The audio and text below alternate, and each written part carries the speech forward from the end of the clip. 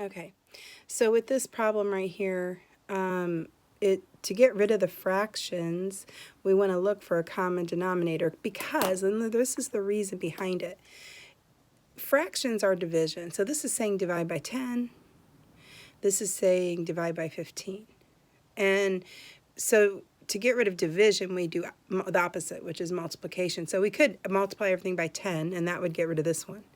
And then we could multiply everything by 15, and that would get rid of this one. But in order to do it in one step, we just look for something that 10 and 15 have in common with each other. And so that's why we say, oh, the least common denominator is 30. We could have used 30, 60, 90, 120. Any of those numbers would work to get rid of these fractions, which is the smallest one, makes smaller numbers, and we like math better the smaller the numbers they are. So anyway, so we would take everything here times 30, even if it's not a fraction. And that's why the 15 also has to get multiplied by 30. And that's usually the most common mistake on these is people just do the ones that have fractions and not everything. Another thing that this problem does not include, but another problem I'm going to show you just at a glance for a moment is up here in the corner. If I were going to do this problem and get rid of fractions, notice I have some parentheses here. So this problem that has a 5 and a 7 as a denominator, so this problem I would multiply everything by the least common denominator of 35, but never multiply what's inside the parentheses when you do that.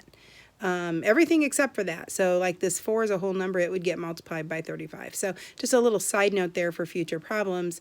Make sure when you multiply, you don't multiply what's in the parentheses. Some people like to get rid of the parentheses first, where they're going to multiply it out and then use the common denominator. To me, that's more work because you're having to think more with fractions. But it's up to you. I prefer to get rid of the fractions first and just multiply everything that's not in parentheses by the common denominator.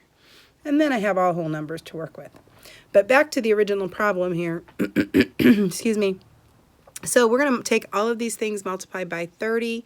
30 times 15, I believe, is 450. I sure hope so. Hope I don't mess this up here. And then 1/10 times 30. And, you know, with fractions, the rules for multiplying are that you don't have to in general, but you should learn to reduce them before you multiply. And that's going to be a super important skill that we're going to use in Module 4. But because in Module 4, you can't just multiply first.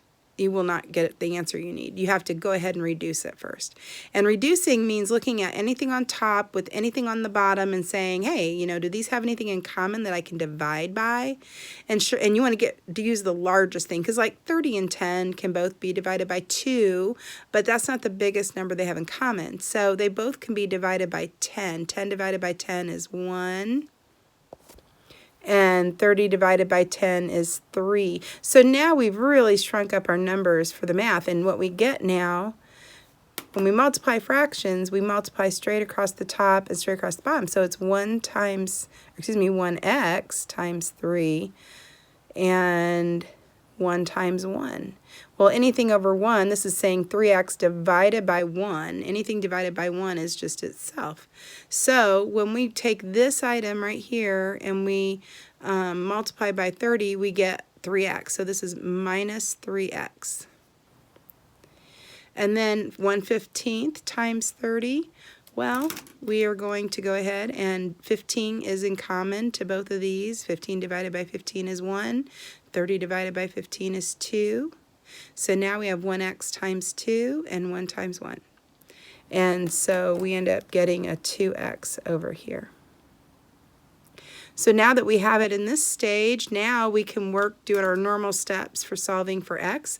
You want to make sure all of your x's are on the same side of the equal sign. So I'm going to move this one over here. You could move this one over. It doesn't really matter, but I would prefer to move this one over for myself. So I'm going to do the opposite. It's being subtracted. I'm going to add it. And I'm going to make sure I add it to both sides of the equal sign. And so I end up with just 450 left on this side, and I have a 5x left over here. Now once all the x's are on the same side of the equal sign, now I can get rid of the number attached to the x, and it's multiplying by 5, so the opposite of that is to divide by 5, so I'm going to do that on both sides of my equal sign. And so 450 divided by 5 is 90.